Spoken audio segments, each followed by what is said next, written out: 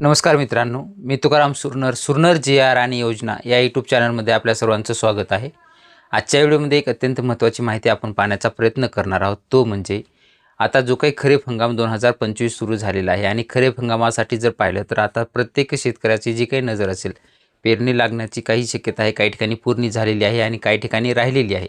परंतु आता जर पाहिलं तर खरीप हंगामासाठी जे काही आपल्या पिकाचं नुकसान वगैरे होण्यापासून वाचवणे किंवा झालेलं नुकसान असेल त्याची भरपाई आपल्याला मिळावी म्हणून नुकसान भरपाई असेल किंवा तुमचा जे काही पिकाचं संरक्षण व्हावं या संकल्पातून आपण काय केले जातं तर आपला जो काही पीक आहे त्या पिकाचा विमा काढला जातो आणि त्याच अंतर्गत जर पाहिलं तर आपल्याला केंद्र शासनाच्या जे काही ह्याच्यानुसार जर पाहिलं तर PMFBY म्हणजे प्रधानमंत्री फसल विमा योजना ह्या योजनेअंतर्गत आपण विमा वितरला जातो. यापूर्वी जर पाहिलं तर आपल्याला जे काही पीक विमा असेल तर प्रत्येक शेतकऱ्याला एक पीक एक रुपया विमा आपल्याला वितरता येत होता. परंतु या वर्षीपासून जर पाहिलं तर पीक विमा पद्धत ही ₹1 जो विमा होता तो आता बंद करण्यात आलेला आहे. परंतु विमा बंद झालेला आहे म्हणजे आता तुम्हाला जे काही असेल तर तुम्हाला जे काही आपण पूर्वी अगोदरचे विमा भरायचे 1, 2, 3 वर्षाच्या पूर्वी आपण जे काही असेल तर आपलं जे काही क्षेत्र असेल त्या क्षेत्राच्या ह्याच्यानुसार आपण त्याचे पैसे भरत होतो. म्हणजे त्याची टक्केवारी जी आहे ते आपण टक्के भरत होतो. त्याच्यानुसार आपला जो काही असेल तर आपल्याला विमा आता त्या स्वतःच्या जे काही ₹1 न भरता आपल्याला जास्त पैसे भरावे लागणार आहेत आणि तोच आपला जो पीक विमा आहे तो भरण्यासाठी पैसे जरी भरून तुम्ही तयार असाल भरण्यासाठी तरीही तुम्हाला काही जणांना विमा भरता येणार नाही आहे. का? त्याचं कारण आहे.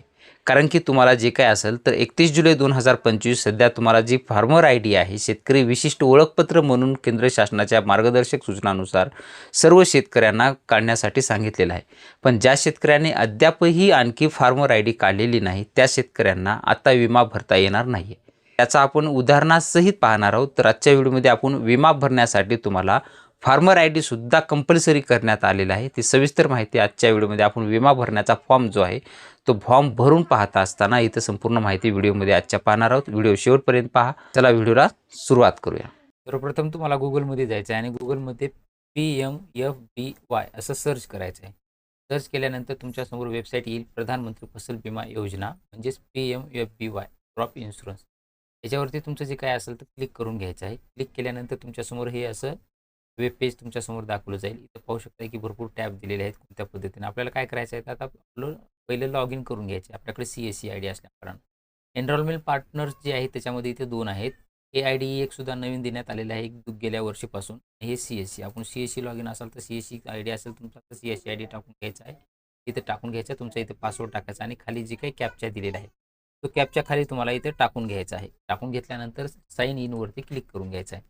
साईनवरती टाकल्यावर तुमचं क्लिक केल्यावर तुमचं जे काय असेल तर CSC तुमचं इथे लॉग इन झालेलं आहे. लॉग इन झाल्यानंतर तुम्हाला काय करायचं इथं स्टेट जे आहे तुमचं तर इथं स्टेट तुमचं जे काय असेल तर महाराष्ट्र तुमचं स्टेट आहे आपण सिलेक्ट करून घ्यायचं आहे. त्यानंतर सर्चमध्ये काय करायचं नाही. नंतर बघू पाहू शकता की 2025 खरीपचा विमा weather based of crop insurance scheme याच्यामध्ये आपण इथं क्लिक करून घेत आहोत. त्यानंतर मग इथं सबमिटवरती क्लिक करून घ्यायचं. हे तुमच्यासमोर क्लिअर झालं. त्यानंतर मग आता इथं ॲप्लिकेशन म्हणून एक नवीन इथं न्यू दाखवतं इथं ॲप्लिकेशन याच्यावरती क्लिक करायचं. क्लिक केल्यानंतर इथं application, paid application, unpaid, revert, approval, rejected सर्व दाखवले जातील. पण तुम्ही जेवढी ती ID वरून भरलेली आहेत तेवढीच फक्त. तर ॲप्लिकेशन फॉर्मवरती तुम्हाला नवीन भरायचं आहे आपल्याला म्हणून आपण आता ॲप्लिकेशन फॉर्मवरती क्लिक करणार आहोत. क्लिक केल्यानंतर पाहू शकता की थोडंसं वर स्क्रोल करून घ्यायचं आहे. इथं संपूर्ण इथं जी काही स्कीम आहे ती इथं स्कीम दाखवली जाईल. त्यानंतर मग आता आपल्याला माहिती भरायची आहे त्याच्यामुळे सर्च तुमचं जे काही बँक डिटेल्स असेल सर्च बाय IFSC कोड तुम्हाला जर माहीत असेल तुमच्या बँकेचा त्याच्यानुसार घ्या किंवा इथं तुमचं जे काय असेल तर महाराष्ट्र जिल्हा, बँकेचं नाव, branch name, account number confirm करून घ्यायचा आणि असं सर्च करून घ्यायचं आहे. नसेल तुम्हाला IFSC कोड माहीत असेल तर येस करा आणि तुमचा जे काही IFSC कोड बँकेचा असेल तो IFSC कोड तुम्हाला इथं टाकून घ्यायचा आहे आणि व्हेरीफायवरती क्लिक करायचं आहे. तुमची बँक इथं ऑटोमॅटिकली आली जाईल. पाहू शकता बँक त्याच्यानुसार तुमचं खातं सेविंग आहे. सेविंगचा तुमचा आता बँकेचा जो काही नंबर आहे तुमचा तो नंबर तुम्हाला इथं अकाउंट नंबर टाकून घ्यायचा आहे. परत एकदा इथं परत कन्फर्म करायचं आहे. अकाउंट नंबर व्यवस्थित टाकून घ्या कारण की ते जर व्यवस्थित असेल तरच तुमचं लॉग इन जे असेल ते पुढे होणार आहे. त्याच्यानंतर मग चेक बँक डिटेल्स अँड कंटिन्यूवरती क्लिक करून घ्यायचं आहे. क्लिक केल्यानंतर तुमचं जे काही प्रोफाईल असेल बँकेनुसार तुमची ही आता लॉग इन झालेलं आहे. इथं पाहू शकता की तुमचं जे काही डिटेल्स आहे इथं पूर्ण डिटेल्स आलेली आहे. फार्मर डिटेल्समध्ये आलेले आहे. इथं बँक ॲज पर बँकेचं नाव जे काही तुमचं नाव असेल ते तुम्हाला इथं टाकून घ्यायचं आहे. पासबुकवर तुमच्या काय नाव आहे ते पासबुकवरचं नाव तुमचं इथं बरोबर टाकून घ्यायचं आहे. आपण इथं आपलं नाव जे काय आहे ते बरोबर टाकून घेतलेलं आहे. तुमचं आधारनुसार नाव ऑटोमॅटिक आलं जाईल. त्यानंतर मग इथं तुमचं जे काही आधार आहे तो आधार नंबर इथं आला जाईल. त्यानंतर तुम्हाला आधार जो आहे तो इथं व्हेरीफाय करायचा आहे. आधार व्हेरीफाय केल्याच्या नंतर जर पाहिलं तर तुमच्या इथं जे काही फार्मर आय डी आहे ती इथं आलेला नाही आहे आपल्याकडं. का तर आपण आपला जो काही फार्मर आय डी तो आपण काढलेलाच नाही आहे. फार्मर आय डी काढलेला नाही आहे म्हणून आपण आता फार्मर आय डी ज्यांनी काढलेला आहे त्यांचा फॉर्म भरताना कसं येतं ते पण आपण सविस्तर आता लगेच पुढे पाहण्याचा प्रयत्न करणार आहोत. पाहू शकता इथं जे काही आपली बँक डिटेल्स आहे फार्मर बँक डिटेल्स व्हेरीफाय केल्यानंतर फार्मर नेम आपलं जे काय इथं आलेलं आहे त्याच्या अंतर्गत जर पाहू शकता तुमची इथं नेम ॲज पर पासबुक जे काय आहे ते इथं आलेलं आहे. ऑलरेडी माहिती आधारनुसार जे नाव आहे ते सुद्धा तुमचं आलेलं आहे. नंतर जर पाहिलं तर आधार नंबर तुमचा ऑटोमॅटिक आलेला आहे आणि पुढे जर पाहू शकता इथं ॲग्रीस्टॅक फार्मर आय डी इथं हा तुमचा आय डी आलेला आहे. तुमचा जो काही आय डी आहे तुम्ही काढलेला तो ऑटोमॅटिक इथं आय डी आलेला आहे. व्हेरीफाय करून घ्यायचा आहे. आय डी ऑटोमॅटिक तुमचा इथं असेल. त्यानंतर मग तुमचं जे काही माहिती आहे संपूर्ण मोबाईल नंबर व्हेरीफाय करून घ्यायचा आहे. मोबाईलवरती तुम्हाला जो काय असेल तो OTP पाठवला जाईल. तो OTP तुम्हाला इथं जो काय असेल तो तुमच्या मोबाईलवर गेलेला OTP तुम्हाला इथं टाकून घ्यायचा आहे. तुम्ही जो मोबाईल आहे तुमच्या मोबाईलवर OTP गेलेला आहे तो OTP तिथे टाकून घ्यायचा आहे. आपल्या मोबाईलवर OTP आपल्याला आलेला आहे. तो OTP सुद्धा आपण इथं आता टाकून घेणार आहोत. जे काही OTP टाकून घेतल्यानंतर तुमची जे काही पुढची प्रोसेस असेल त्याच्यावरती सबमिटवरती क्लिक करून घ्यायचं आहे. सबमिटवरती क्लिक केल्यानंतर ही माहिती आपली संपूर्ण भरली गेलेली आहे. वय आपलं जे काय असेल ते ऑटोमॅटिकली आपलं आलेलं आहे. रहिवासी पत्ता तुमचा जे काय आहे ते पण इथं ऑटोमॅटिक आलेला आहे. त्यानंतर मग नॉमिनी तुम्हाला जर डिटेल्स द्यायची असेल तर नॉमिनी डिटेल्स तुम्हाला द्यायची आहे. जे काही नॉमिनी तुम्हाला कोणाला द्यायचं असेल तर इथं नॉमिनी देऊ शकता किंवा इथं डिक्लेअर नॉमिनी लेटर नंतर सुद्धा तुम्ही नॉमिनी देऊ शकता. त्यानंतर सेव्ह अँड कंटिन्यूवर क्लिक करायचं आहे. त्यानंतर जर पाहिलं पुढे तर तिथं ॲप्लिकेशन डॉक्युमेंट्स आपल्यासाठी सांगितलेले आहेत. जे काही हे करण्याच्या अगोदर तुम्हाला डायरेक्टली असं आलं असेल ना थोडंसं स्क्रोल वर करून घ्यायचं. स्क्रोल वर केल्यानंतर इथं क्रॉप डिटेल्स तुमच्या 3 नंबरचा मुद्दा असेल त्यामध्ये तुमचा जे काही महाराष्ट्र असेल जिल्हा तुमचा जो काय आहे तो जिल्हा इथं सिलेक्ट करून घ्यायचा आहे.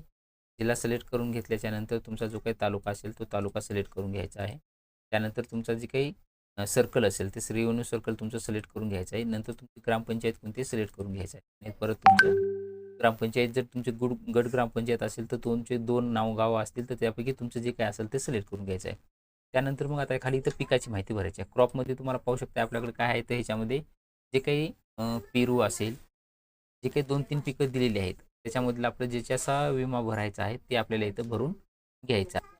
त्यानंतर इथं क्रॉप जे काय आहेत क्रॉपमध्ये तुम्हाला इथं सिलेक्ट करायचं आहे. इथं पाहू शकता इथे सपोटा म्हणजेच काय आहे तर त्याच्यामध्ये एक चिकू नावाचं ही असतं पीक ते चिकूला जे काय असेल तर सपोटा म्हणतात. त्यानंतर जर पाहिलं तर पोमेग्रॅनेट म्हणजे काय तर त्याच्यामध्ये डाळिंब हे डाळिंबसाठी आहे आणि गुरवा म्हणजे काय पाहिजे हे तुमचं पेरू म्हणजे आपण ज्याला काही तो हे पेरू म्हणतो तो. आपल्याला जे काय असेल ते तुम्हाला इथं सिलेक्ट करून घ्यायचं आहे. कधीची पेरणी तुमची कधीची लागवड आहे ती तारीख तुमची इथे जे काय असेल ते तुम्हाला उदाहरणार्थ आपण टाकून घ्यायची आहे. ओनरची आहे. सर्वे नंबर तुमचा काय आहे जे काय गट नंबर असेल तुमचा खाता नंबर काय आहे म्हणजे 8 वरचा खाते नंबर तुमचा ह्या सर्वे नंबर म्हणजे तुमचा गट नंबर आणि खाता नंबर हा तुमचा जो काही 8 काढत असता तुम्ही त्याच्यावर खाते नंबर असतो तो 8 नंबर. व्हेरीफायवरती क्लिक करायचं आहे. क्लिक करून तुमचं जे काही क्षेत्र असेल ते तुमचं नाव बरोबर आलं का चेक करून घ्या. त्यानंतर इथं सबमिट करून घ्यायचं आहे आणि इथं जे काही क्षेत्र असेल ते इथं तुम्हाला पुढे सबमिटवर क्लिक करून घ्यायचं आहे. हे संपूर्ण क्षेत्र ॲड झालं असेल इथं. त्यानंतर मग तुमचं जे काय असेल तर ॲड क्रॉप डिटेल्स त्यामध्ये इथं करून घ्यायचं आहे. ही माहिती तुम्हाला इथं आली जाईल. इथं पाहू शकता की इथं संपूर्ण हे पेरणी आलेली आहे.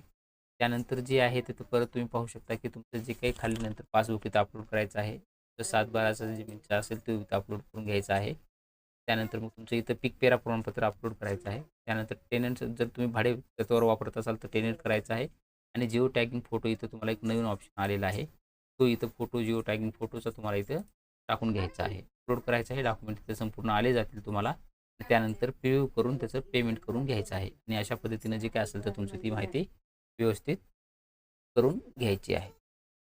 अशा पद्धतीने तुमचा जो काही विमा आहे विमा अर्ज भरत असताना तुम्हाला आता फार्मर आय डी कंपल्सरी करण्यात आलेली आहे. तुमच्याकडे फार्मर आय डी असेल तरच तुम्हाला विमा भरता येणार आहे. अन्यथा तुम्ही विम्यापासून वंचित राहू शकता. तरीही आणखी ही वेळ गेलेली नाही आहे. 31 जुलै 2025 तारीख शेवटची आहे फार्मर आय डी काढण्यासाठी. ज्यांची कुणाची फार्मर आय डी काढायची राहिलेली असेल त्यांनी लवकरात लवकर आपलं जवळचे CSC केंद्र असेल त्या CSC सेंटरवरती जावा. तुमचं आधार कार्ड आणि आधारला लिंक असलेला मोबाईल नंबर घेऊन जावा. तुम्ही जर तिथे नसाल, बाहेरगावी असाल, तुमच्या आधारला जर मोबाईल नंबर लिंक असेल तर तुम्ही OTPद्वारे सुद्धा तुमच्या ओळखीचं कुणी असेल किंवा तुमच्या नातलगाला तिथं पाठवून तुम्ही तुमचं आधार कार्ड तिथे पाठवून तशा पद्धतीनं सुद्धा काढून घेऊ शकता. अशा पद्धतीची जी काही छोटीशी माहिती आहे ती आपण देण्याचा प्रयत्न केलेला आहे. अशीच नवीन माहिती आपल्या चॅनलवरती येत असते. तुम्ही ज्या चॅनलवरती नवीन असाल तर आपल्या चॅनलला सबस्क्राईब करून बाजूची बेल आयकॉन दाबून लाईक करायला मात्र विसरू नका, जेणेकरून व्हिडिओ अपलोड करताच त्याचं नोटिफिकेशन तुम्हाला मिळालं जाईल. भेटूया नवीन माहितीसह नवीन व्हिडिओमध्ये. धन्यवाद.